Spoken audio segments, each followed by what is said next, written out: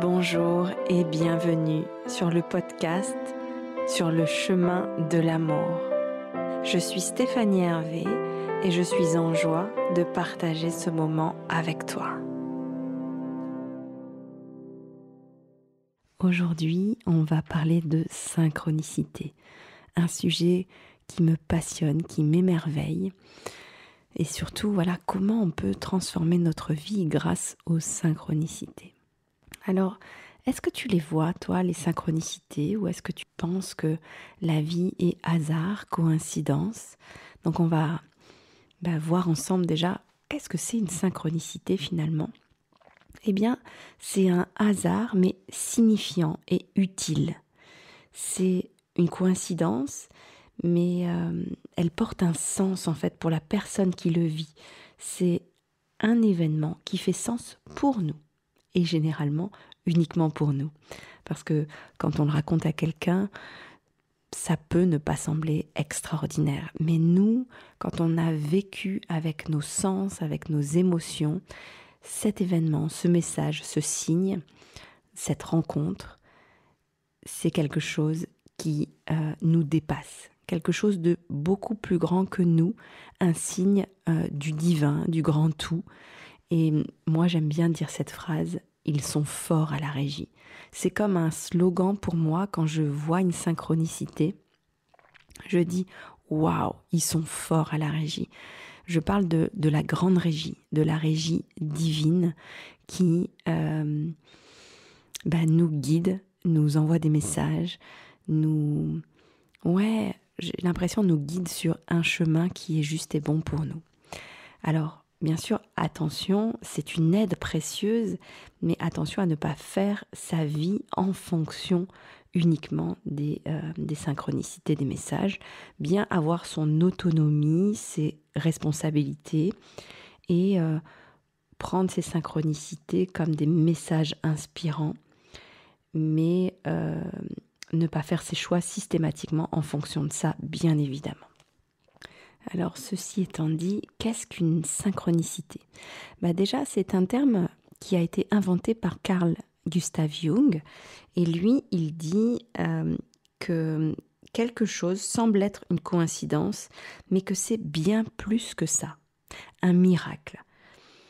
Elle nous montre en fait, ces synchronicités, que nous sommes connectés à notre cœur et que nous sommes au bon endroit, au bon moment. Neale Donald Walsch dit, lui, que ce sont des moments de grâce. Ce sont ces moments où il se produit quelque chose, de grand ou petit, mais qui change le cours de notre existence. Donc c'est pas rien quand même. Hein. C'est quand on les vit, on a vraiment la conscience qu'il y a de la magie dans l'air, qu'on est guidé par quelque chose de beaucoup plus grand que nous. Voilà. Et cette synchronicité, en fait, elle nous invite au changement. Elle est une aide précieuse pour notre transformation, pour faire un déclic en nous. Et Carl Gustav Jung parlait aussi de l'état de numinosité. Numinosité. C'est un phénomène mystérieux qui donne le sentiment d'être connecté au divin. Voilà. C'est le sentiment qu'il y a une présence absolue, une présence divine. Et en fait, quand on vit une synchronicité, le temps s'arrête. On est comme sidéré, scotché. Et il y a une forte résonance pour nous, des émotions, des frissons. Voilà, on sait à l'intérieur de nous que c'est un moment très spécial. Voilà, c'est pas forcément explicable, même pas du tout, c'est pas explicable de manière rationnelle. Quand on l'explique à l'autre, il peut ne pas trouver ça extraordinaire parce qu'il n'aura pas, lui, les émotions, les ressentis. Après, il y a des synchronicités qui sont vraiment scotchantes pour tout le monde. On se dit, mais comment c'est possible? Comment c'est possible? Alors, j'avais justement envie de te partager quelques synchronicités qui me sont arrivées. Peut-être que ça fera écho aux tiennes. Alors, il y en a une que je te partage déjà dans mon premier livre, Souffle de vie. Je vais en reparler ici. C'est une chanson. Une chanson envoyée par mon fils Gabriel qui est parti dans les étoiles. Et juste quand je rentre de la maternité sans lui, à la radio passe une chanson qui est Cabrel, je t'aimais, je t'aime et je t'aimerai. Alors cette chanson en plus elle a 25 ans, elle passe pas souvent à la radio, ça c'est mon mental qui essaye d'expliquer. Mais moi ce que j'ai ressenti intérieurement, émotionnellement, c'est que mon fils s'adressait directement à moi.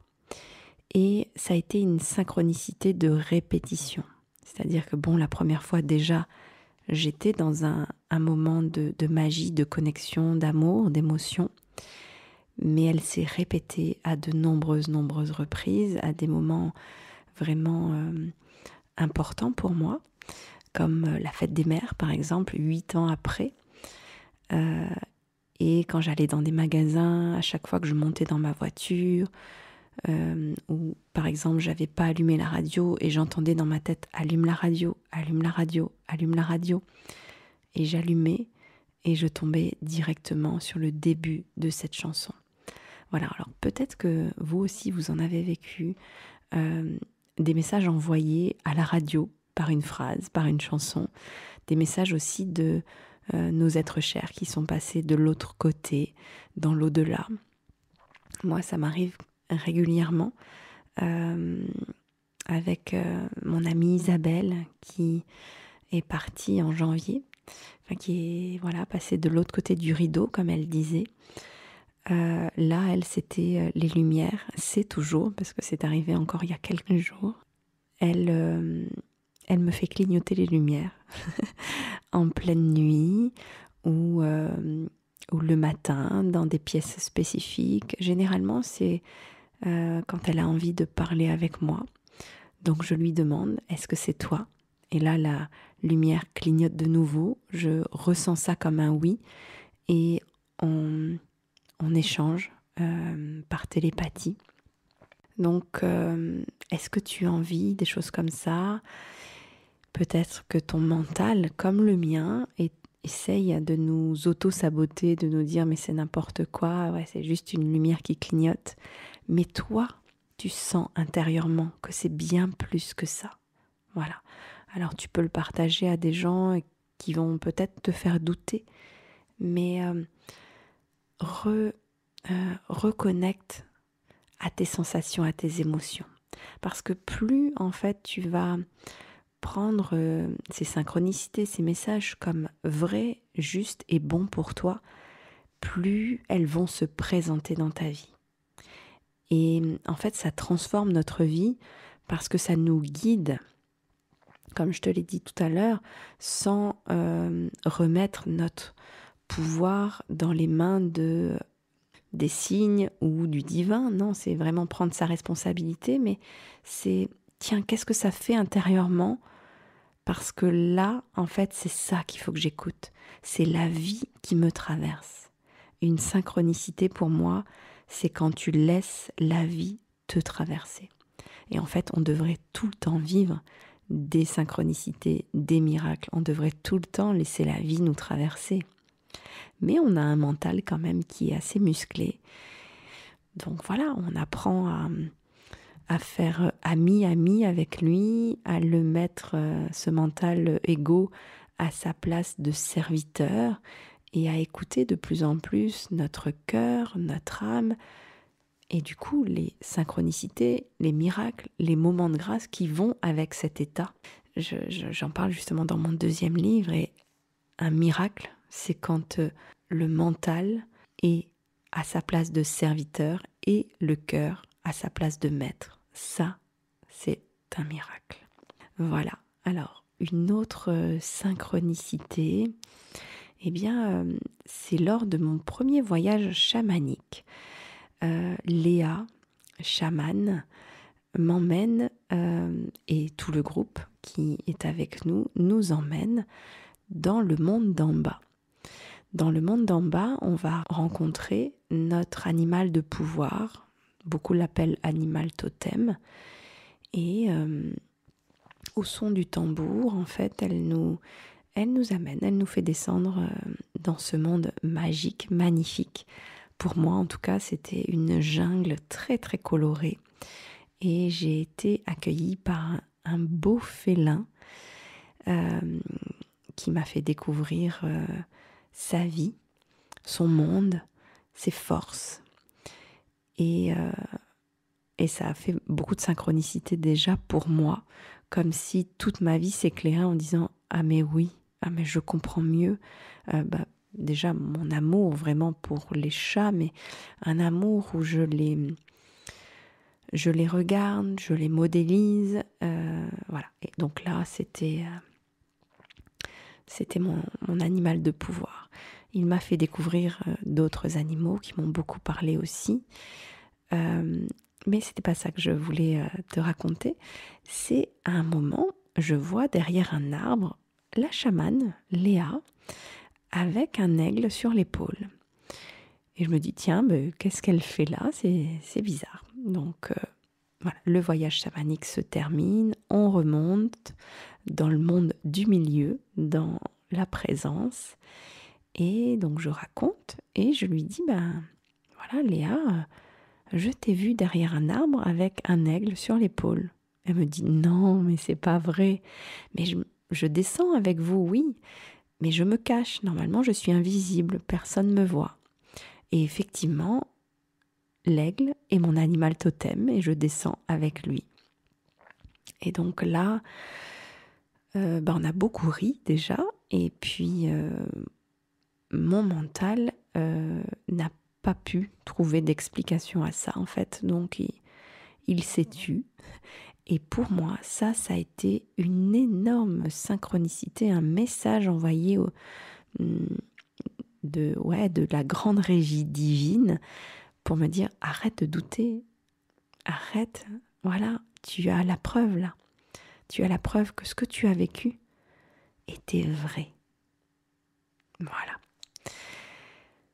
Alors, peut-être que toi aussi, tu en as vécu des moments magiques, des moments de grâce, où tu sens que tu es débordé d'émotions, une connexion au divin, un état de luminosité, voilà, quand tu es vraiment dans cette présence divine, où le temps s'arrête, où tu es tellement sidéré par ce qui vient de se passer, mais ça fait tellement écho à toi, tu peux pas le nier à ce moment-là.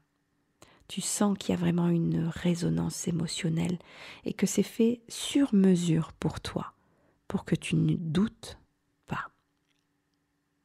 Alors, à quoi servent les synchronicités?